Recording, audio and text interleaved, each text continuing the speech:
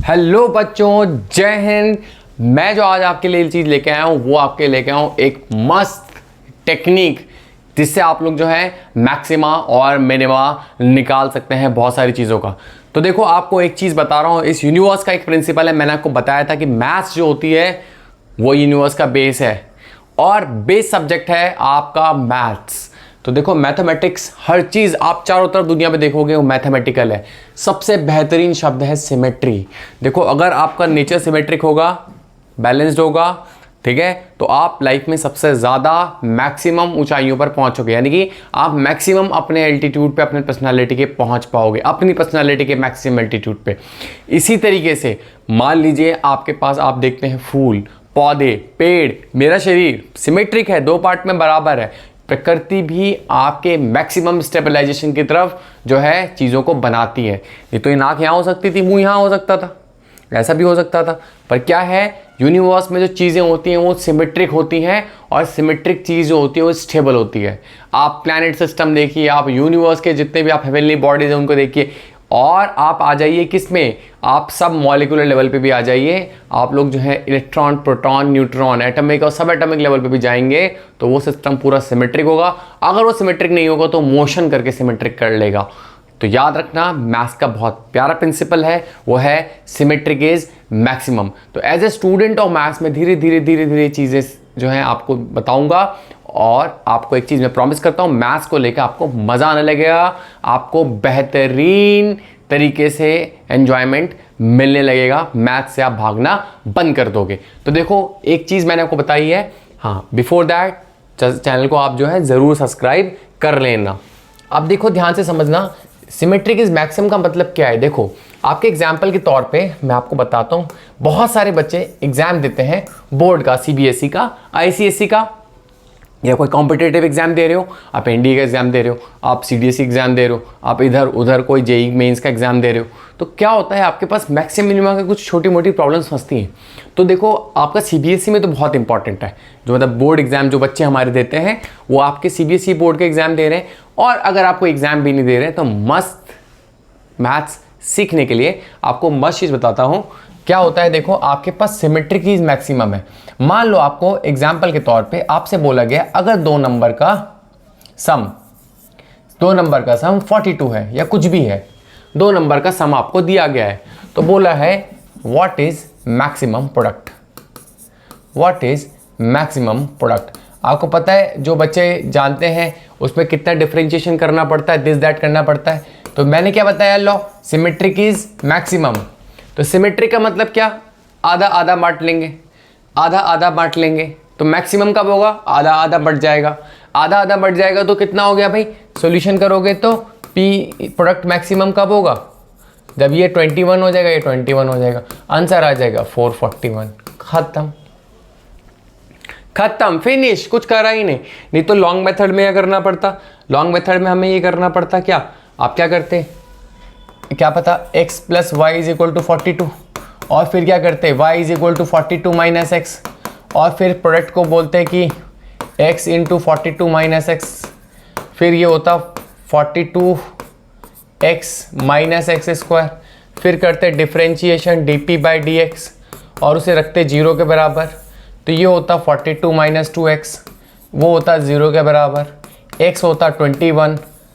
फिर हम क्या करते, डबल डिफरेंशिएशन करते, d2p by D x square, फिर हम क्या करते, कितना होता भाई इसका डिफरेंशिएशन, -2 लेस देन 0, तो मैक्सिमा, x इक्वल टू 21 पे मैक्सिमा। अब लगाओ, यहाँ पे रखोगे तो p इज इक्वल टू कितना होगा, 42 माइनस 21 इंटू 21, आंसर आता 21 टू 21 441, जो कि मैंने पहले ही कर दिया था यहाँ पर।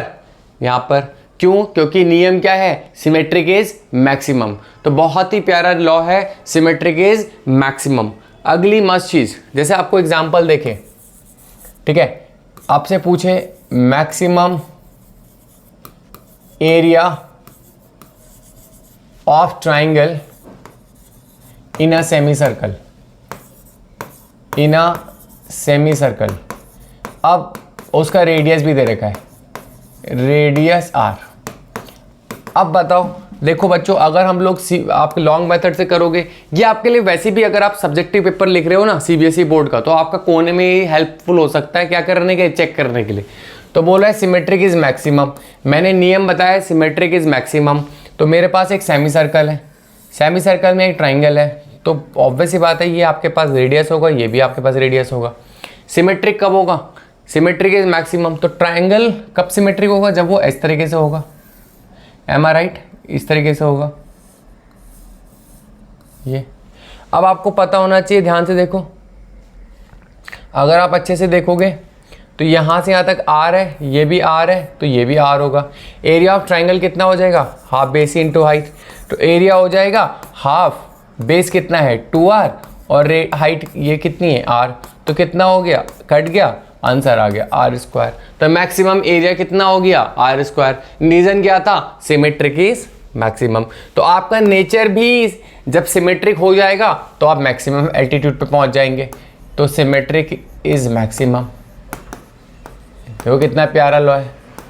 अगर आप इस क्वेश्चन को लॉन्ग मेथड से करेंगे तो बहुत ज़्यादा टाइम बर्बाद हो जाएगा, है ना। तो आपके पास आपने क्या करना था, अगर लॉन्ग मेथड से करते तो यहाँ पे ये ट्रायंगल बनता, इसको, ये आपके पास टोटल लेंथ कितनी होती 2r, ये कितना होता x, ये पाइथागोरस थ्योरम से ऑब्वियस बात है 90 डिग्री है, तो ये हाइपोटेन्यूज हो गया, ये बेस हो गया, तो ये हो गया 4r square minus x square. ठीक है, एरिया क्या होता, half base into height, half base कितना है ये x, हाइट कितनी है √4r square minus x square. फिर इसे करता डिफरेंशिएट, फिर इक्वल टू 0, फिर वहाँ से r के फॉर्म में x का रिलेशन आता, फिर डबल डिफरेंशिएट करता, फिर आपका जाके आंसर आता जो आप रेगुलर मेथड फॉलो करते हैं। पर मैंने आपको मस्त तरीका बताया, सिमेट्रिक इज मैक्सिमम। एक और क्वेश्चन था, ये तो आपका सीबीएसई में भी आया हुआ है, जेई में भी आया हुआ है, एनडी में भी आया हुआ है। क्वेश्चन क्या था कि फाइंड व्हाट इज, या फाइंड द, जो एक ही बात है, what is the maximum area of triangle in a circle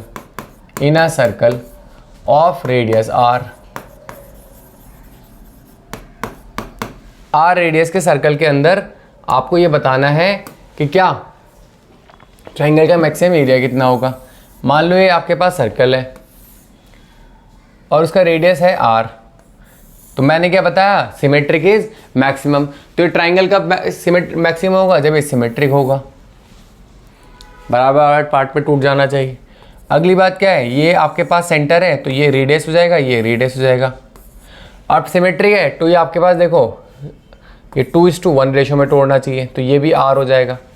r बराबर 2 है, इसे मान लो a b c, तो आपके पास ये कितना हो जाएगा, r/2 हो जाना चाहिए। 2:1, जब 2 बराबर r है तो 1 बराबर r/2।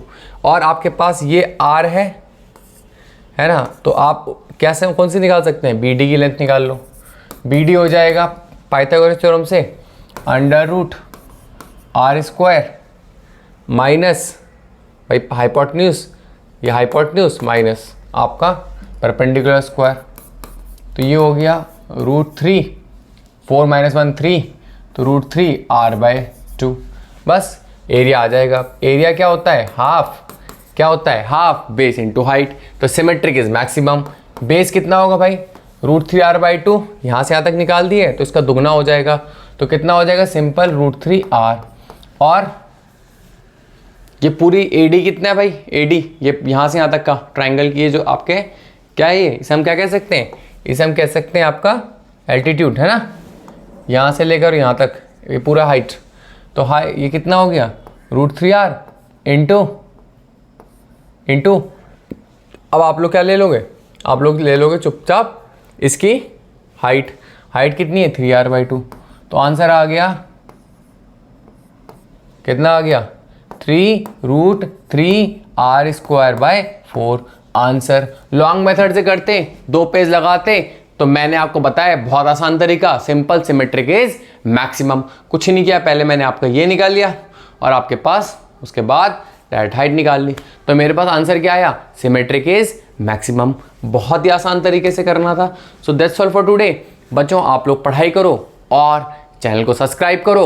आपको बहुत सारी ऐसी वीडियोस बनाऊंगा, शॉर्ट मेथड्स और वैदिक मेथड्स और बहुत सारी चीज़ें। अपार्ट फ्रॉम दैट मैं लंबे मेथड्स भी बताऊंगा, ताकि आप जब एग्जाम देने जाओ तो मस्ती से किसी भी टाइप का एग्जाम दे सको। तो बिल्कुल बेसिक से लेकर जेईई एडवांस तक के क्वेश्चंस हम लोग बहुत सारे करेंगे। चैनल को सब्सक्राइब जरूर कर लेना। जय हिंद, जय भारत।